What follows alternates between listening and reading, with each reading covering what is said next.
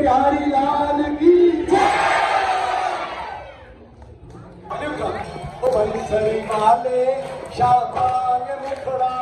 सारे वंगोर वाले शाबान मुखड़ा सारे वंगोर बंसरी वाले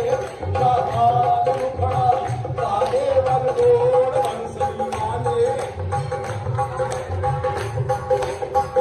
मुखड़ा सारे वंगोर मुखड़ा सारे वंगोर मुखड़ा सारे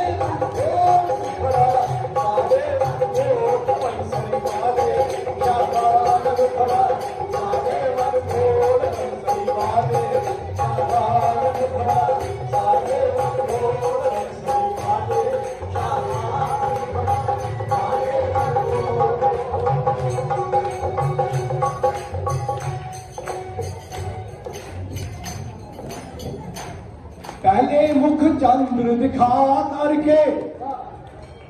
फिर आए भी योग दिखाया है क्यों चरणामृत स्वाद चखा करके फिर विष का प्याला पिलाया है क्यों बस एक ही बार हंसा करके इस भांति सदैव रुलाया है क्यों मन में जब मोह नहीं रखते मनमोहन नाम रखाया है क्यों बंसरी वाले शाबान मुखड़ा सारे